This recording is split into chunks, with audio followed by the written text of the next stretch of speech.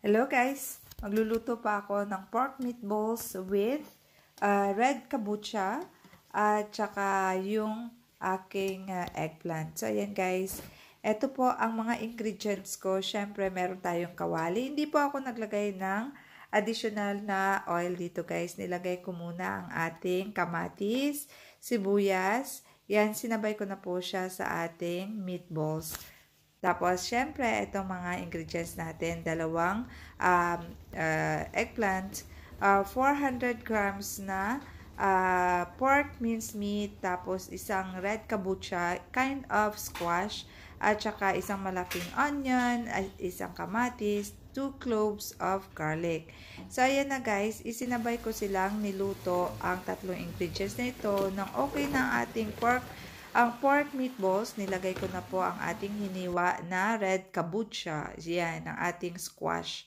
So, ayan guys, nilagyan ko lang siya ng konting tubig para palambutin ito ang ating squash na red kabocha nga. Tapos, nung medyo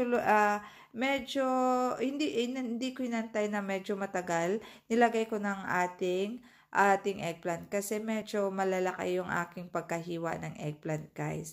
Tapos, isang basong tubig lang yun guys ang nilagay ko. Nilagay para lang pagpapalambutin. Walang gaanong sabaw ang ating nilulutong ulam ngayon.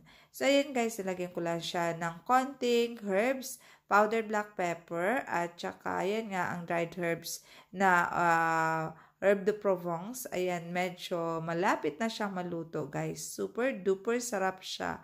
At saka hindi na ako, guys, naglagay ng asin kasi yung aking pork meatballs medyo maasin na siya. Kaya yun na lang ang kanyang naging asin, natural na asin. So, ayan, guys, luto ng ating menu. Pwede na natin itong iserve. Sana nagustuhan ninyo ang aking menu for today. Pwede nyo po siyang itry. Maraming salamat po at please subscribe kung hindi pa po kayo nakapag-subscribe dito sa aking channel.